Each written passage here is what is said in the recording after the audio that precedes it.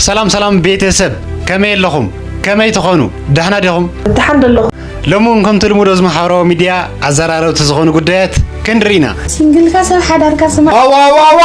اشي كم كلهم يا ادوناي اب ولايتا زغورو صانيحت ጋይስ እንደምን አላችሁ? ዛሬ እንግዲህ ማለት ነው በወላይታ ተገኝቼ ባለፈው ማክሰኞ የተመረቀው ትልቁ እሺ ከመጉና አሁን ከዘናጋውን ከድስን ዝኸሉ ቪዲዮታት ተዘጋጀውም እንየው ሓደ ስጡማት ግን ባይ መርዓይ ቆራኹም በቃ ሱል ከቤት ክርስቲያን ወይ ካብልኾን ተፈራሪምኩም ናሽማግል አታው ጻንጆ ትሽንቴት ምስተመጠጠ ደጊም ጋር ታጥፊኻ ንስኻዳ ሽንቴት መጣጥኝ አታ ሽንቴት መጣጥ ሲባል ባዕላውካ ስታ ኮፍ ደሞዙ ወየ ማዕረይ ማርሰት ካጋህል ማዕረይ አይተልን የሆነች ልጅ አየው ጋይስ አዶናይ ብትስመው ሳመኝ ብላ እንዴ صلهم سبات لا لغة الناقر للخاسي أبو سلام تخوين خاص حميل خاص سلسلة سيجمر أدوناي ستايجر على آخر إيش زيومن كلاتومن كندرينا سنايم كتتال أشي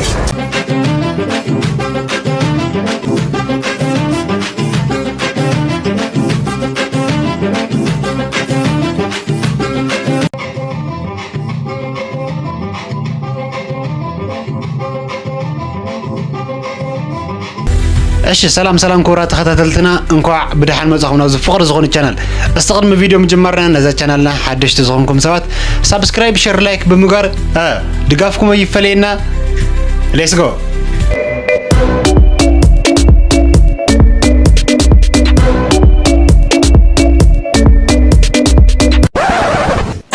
እነን ቪዲዮ ብለለቀቅ አታው ጻንጆ ትሽንቴት ምስተመጠጠ ደጊም ጋር ታጥፊኻ ንስኻዳ ሽንቴት ጽሬት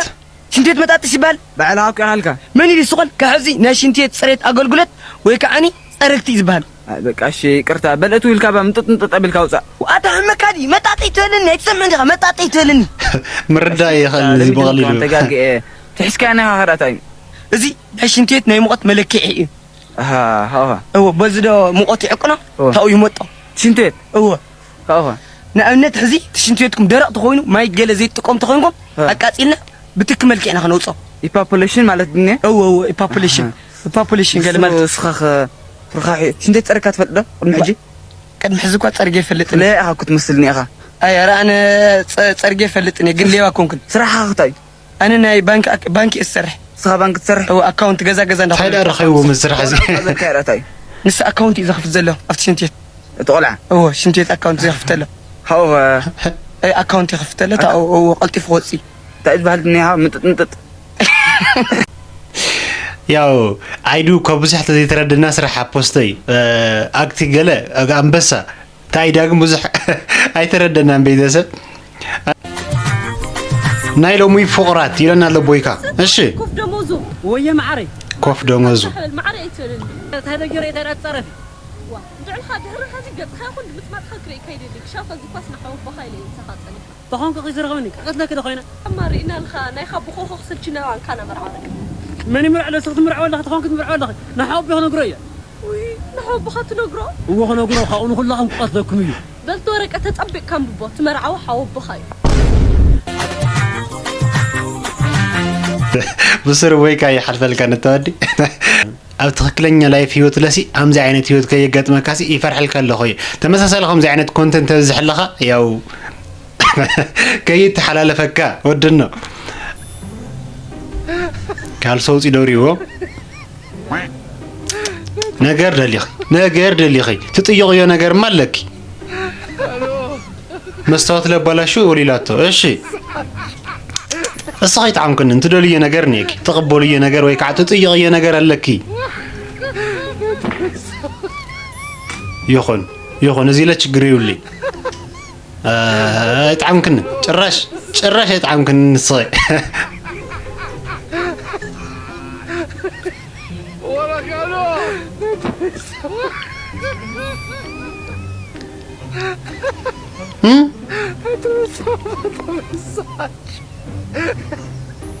تما دليتك اسكا حزي ترقرش مسيلن نيرو ቤተሰብ እንታይ ማድሌታ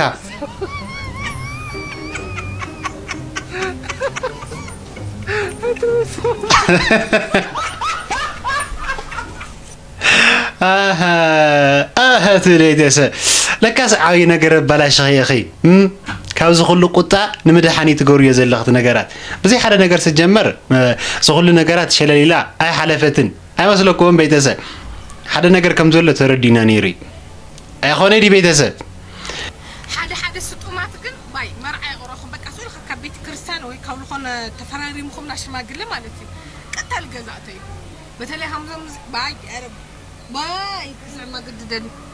ባይ ሓደ ስጡማት ጥፉ ባይ بونت حكاية اسكع خندزي نوراماتنا بعلاقات كتكونوا أي جبوكم من بيتهسا رعت ساعة حمش ساعة متبايسي نمانم سوي يقتلن نمانم مالتي بيتهسا سلازي اسكع ساعة تاسي بسرعة تنقورة زتمارت أي بيتهسا ساسكع تسيف النينون ورداتم سوسيونال لندي جايز مثلا ناكم من تابرنا نبالن ويناتي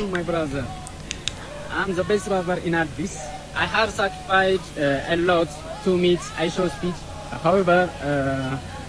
in this time I wanna meet you because I give amazing haircut for you. So guys, this video la DDJ leader so mention ያረጋችሁ አድርሱለት guys. እሱን ማግኘት ፈልጋለሁ. Never give up. ተስፋ መቁረጥ የለም. አሁን እኔ ነኝ መመታ. مرروا The first time was so nice, we had to do it twice. Another መሽቀንጠረ ኧረ በስላሴ ተው በቃ እኛኑ ቁረጥ ይሻላል አይ በእውነት እስኻ ኣነ ሓደ ነገር ዝኽእል ደለ ተጻሪፍካ ኢኻ ዘየለ ነገር ብዙሕ ነገር ተባሂልካ ኢኻ ስለዚ ተስፋ ይተቆራጽ ይኽለካ ዝኽእል ወድኖ ምክንያቱ ተስፋ ምን ሰብ ንምቁራጽ ከቢድ ነገር እዩ ንሓደ ሰብ ንዕላሙ ንኸሳኻሲ ተንከሲሰ ይንኹን ቤተሰብ እስቲ ተስፋ ንሃቦ ኣብቲ ዝደለየ ደረጃ ይብፃሕ እንታይ ንጉዳይ ንሕና ምንም ንጉዳይ ነገር እኮ የብላን ቤተሰብ ስለዚ አይዞኻ ጠንክር ካሊ ምንም ክለካ ይክእል እናቲ ሰብኣይ እኳ ዘወር ሰብኣይ ኣካሉ ኸይብ ሕጂ እንታይ ግባር ኢኹም ትብላና ዘለኽን ማማ ኣብ ርእሰይኽን እንዳዓጠሩ ኣብ ርእሰይኽን እንዳዞሩስ ስእክ እንደኔን ክንሓዳር ክንገብራ ድንሄት መልእኽቲ እነዚ ተረድአኒ ተረድአኪ ኣነ ግን ግርም ትብለኒ ነገርሲ ንስኻት ከተገዚእኽና ሎም መደውደው ኢልክን ሓመድ መሲልክን ኣኽቢርክንኦም ነርክንሲ ታእኽን እንደተጠ እሺ سجمر نسخات كمان أخذ كوناي تقلاني خن نحنا كم خن كوناي نقلانينا أو يزلت بوينت مالتي الحركة نحنا نودة ثلاثنا تادي لنا يومنا حانتو تخون سوي تخون دقهم بأقباب عويكو إن هذا اليوم خايكم من ذا اليوم نقرينا ناتات كن دا سمع عقن كم زجير كن حزوم أقواطر عليهم حزولوا أو وردهم نال كنا سمع عقن زبالة شو زلوا بنات كاتن قالي سلزي سخاف كني هنك تعري أزلك نأخذ زي تقامك كنس أبدك هنك تجمعون تأخذ تفقدها قدامي نجار أديتنا خمزيلان بعد خلت زمسرا أي كونان كلا نجار تخكلي خي مانياتو أودات كحنتي إذا سا مدرب منم تأمر تفعلي اللي ويلس لزي أمن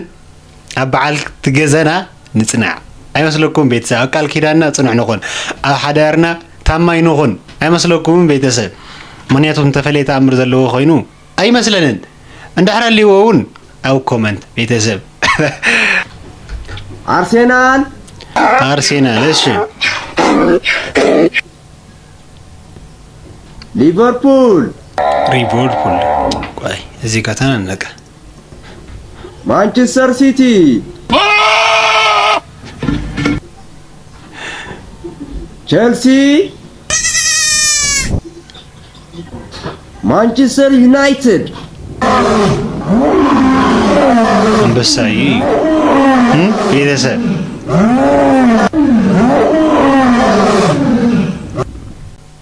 أمريكا بيتسب استي عاوز قداي زي حسابكم كومنت بيتسب من دنيا قطة مش بيتي وش تجايو جايز عادوناي بتسمو سامين بلا عندي ستلاي لا تايو تشلال لا تشوني قنا يتشينو جايز ويني አይታችኋል ግን ልጅቱ መልኳ ቆንጆ ነው ግን ቢሆንም ግን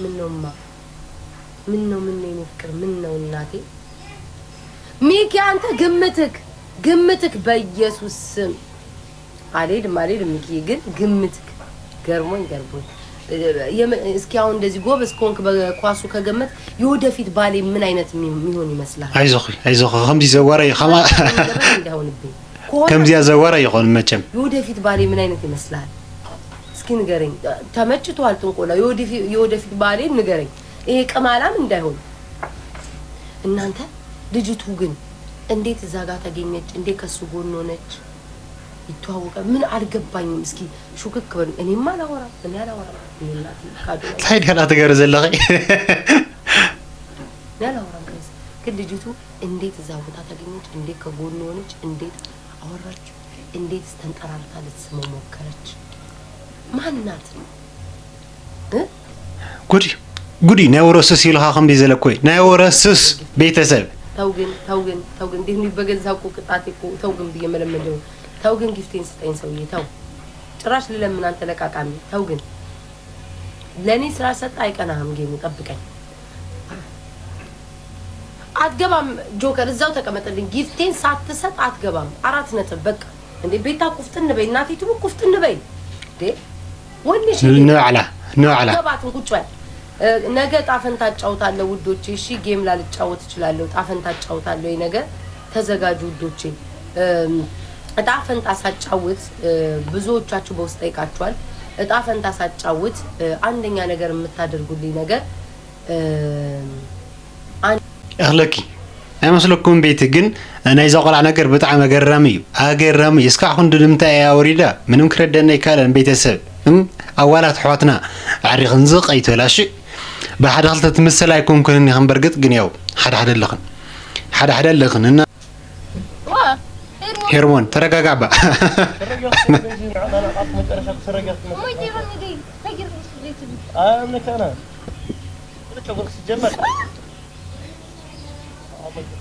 አረጋጋ ይባ ታዲላት ከይ ተረድነን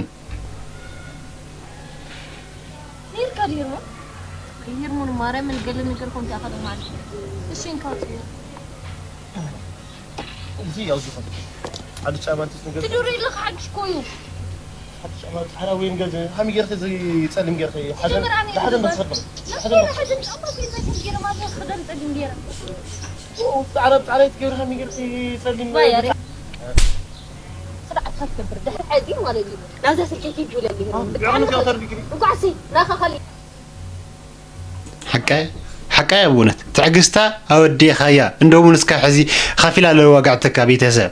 ناي قوانس يتكرخنا كي جبنا بأونتو بيتسب أي مسلكون أنا بيت سنفتي زالت المدبي يكوسلكم السجون فويكا نادوناي ملسي ونيرو عز حلف فيديو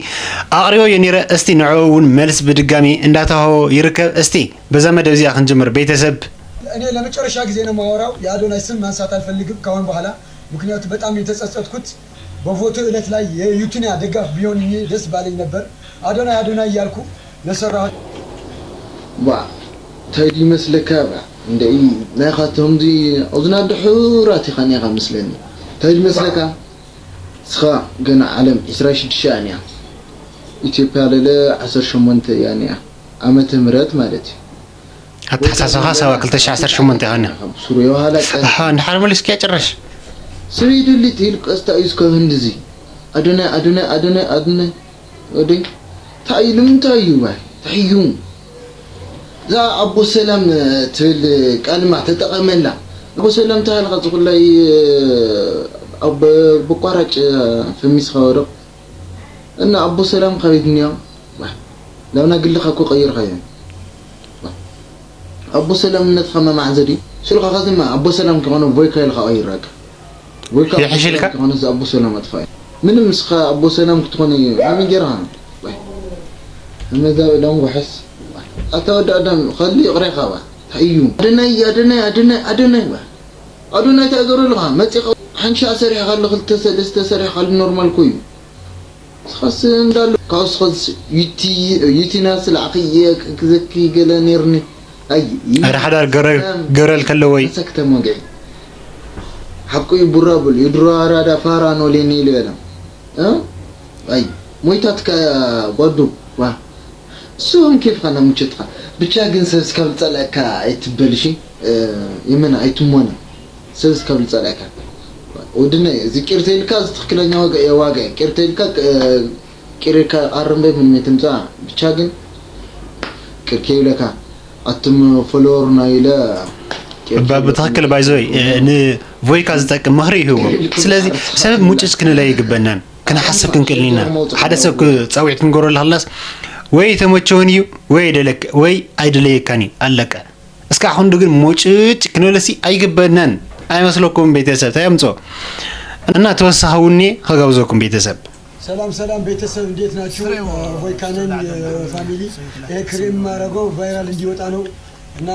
ወይካ በሰላም ነኝ ከመቀሌ ማለት ነው። ሁለት መጠላቸው ሰው የማይሆን የደበሩኝ ሰዋት በእኔ ነው በራሴ ነው። አንዱ አዶናይ ነው። ምክንያቱ አዶናይ የሰፈሬ ልጅ ነው። ላገኘው ብዬ ወደ አዲስ አበባ መጥቻለሁ። ማን ነው አንድ ልጅ ታማ ላግዝ መጥቼ ላገኘው ብዬ ብዙ ቪዲዮ ሰርቻለሁ። በጣም ምክንያቱ ወይካ ጸሎም ሰባት ላልኻ ትናገር ለለኻሲ አቦ ሰላም ተኮይንኻስ ሃሚልኻ ያኻስኻ ሰልጸል ሲጀመር አዶናይ ተቃረስ ወይ ወድና ይቅርታ አዶናይ ሃም ሓደ ኢትዮጵያ ኮይኑ ይሰርሕ ለለና ናይ ተጋሩ መናእሰይ በኢትዮጵያ ተጸዋዕነት ንኽልዮም ይሰርሕ ለሎ ጎንደር ኮይኑ ብዙሕ ስራሕ ተሰሪሑ እዩ ኣብ አዲስ አበባ ኮይኑ ብዙሕ ስራሕ ተሰሪሑ እዩ እና አዶናይ ስታይገር ይኸትለኸ ስቦይ ካራኸበን ትሎ ስቦይ ካአክተር ትሎ ሕሙም ዲኻስኻ አዶናይ እና ቦይ ሰብም ፈርጥሁ አኸለ ረኸበላ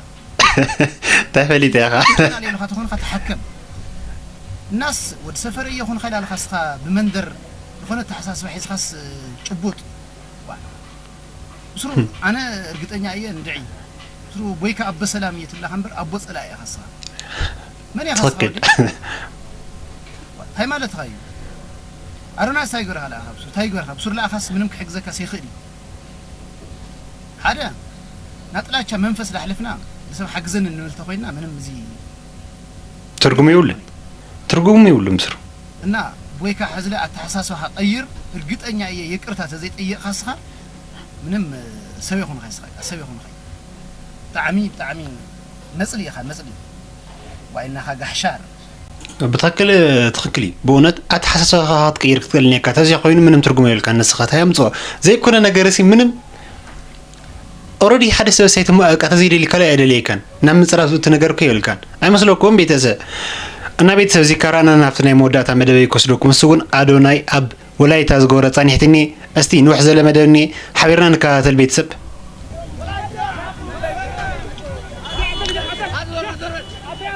سا دميقو بونت دميقو مشرا يا خوني دي بيتزا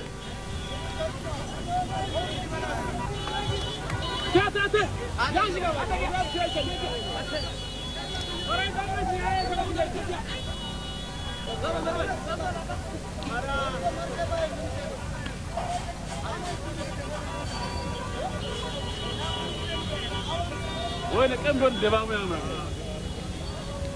أنت بجازة يرجع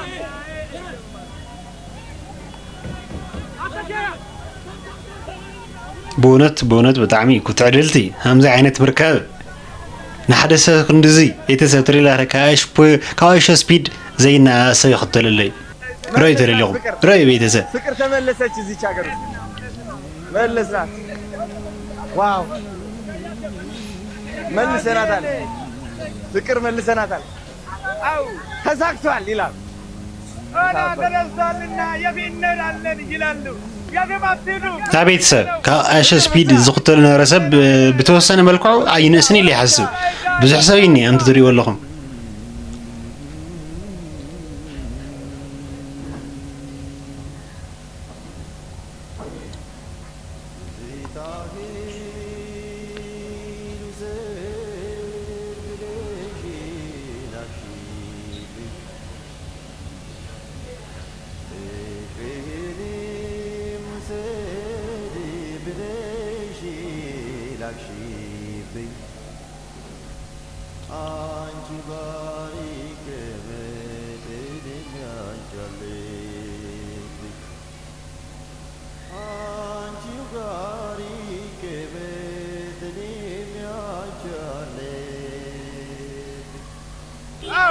يلا مسكر يلا بتعمي مالين فكر بتاع منونا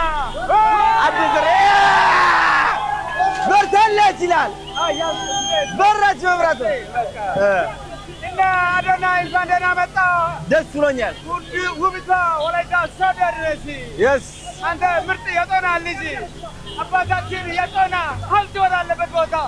ቀጥታ አቅጣጫ እየመራን ነውና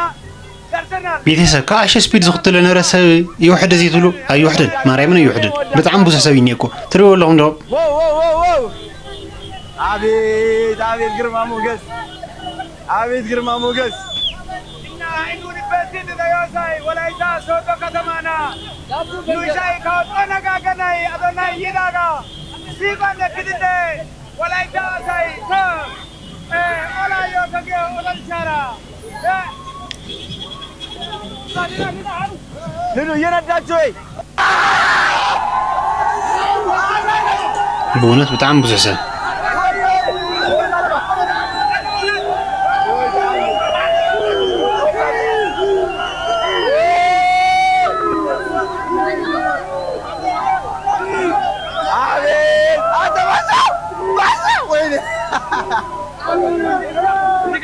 አቤት እዚህ ጋር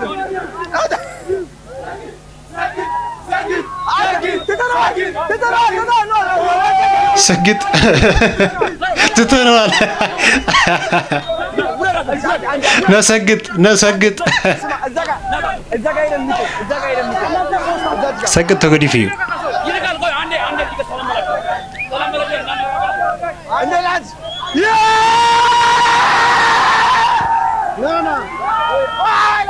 ምንድን ነው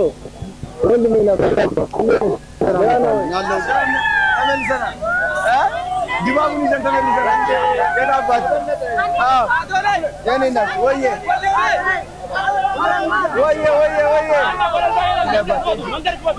ወደዛ እንድንሄድ ነበር ጋይስ እንደምን አላችሁ ዛሬ እንግዲህ ማለት ነው በወላይታ ተገኝቼ ባለፈው ማክሰኞ የተመረቀው ትልቁ ሐውልት ማለት ነው ላሳያችሁ ፈልጋለሁ ትልቅ ታሪክ ተሸክሞ ይገኛልና ወንድማችንም ትንሽ ያስረዳናል እስኪ ወንድም ያስረዳን አዎ ይሄ ሐውልት እንግዲህ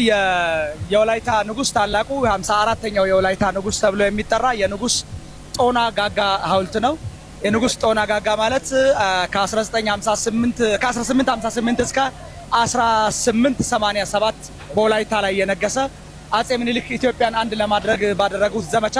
ለ7 ዓመታት ተከታታይ የተዋጋ ለ6 ዓመት የአጼ ምኒልክን ሰራዊት ያሸነፈ በ7ኛው ዓመት ተሸንፎ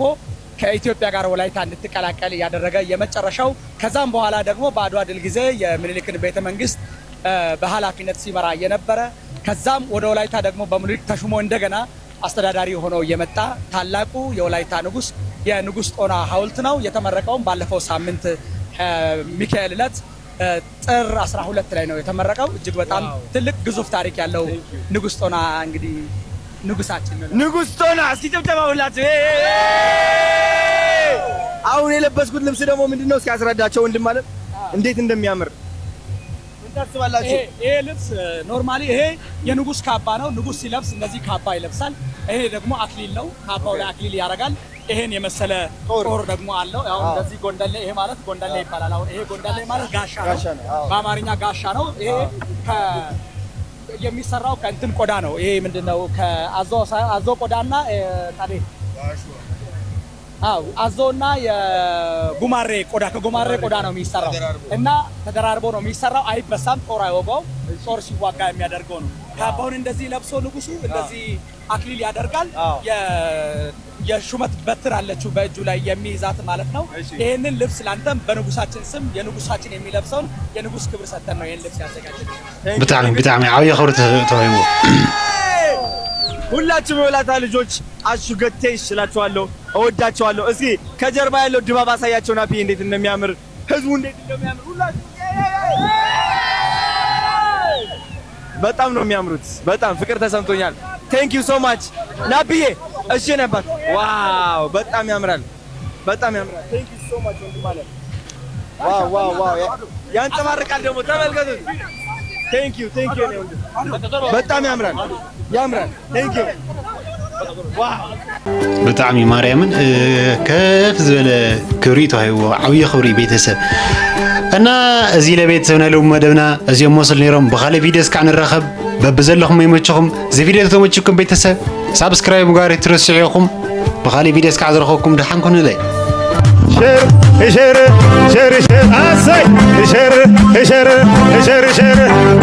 شر لايك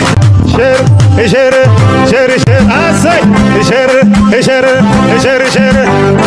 شر لايك شر أسي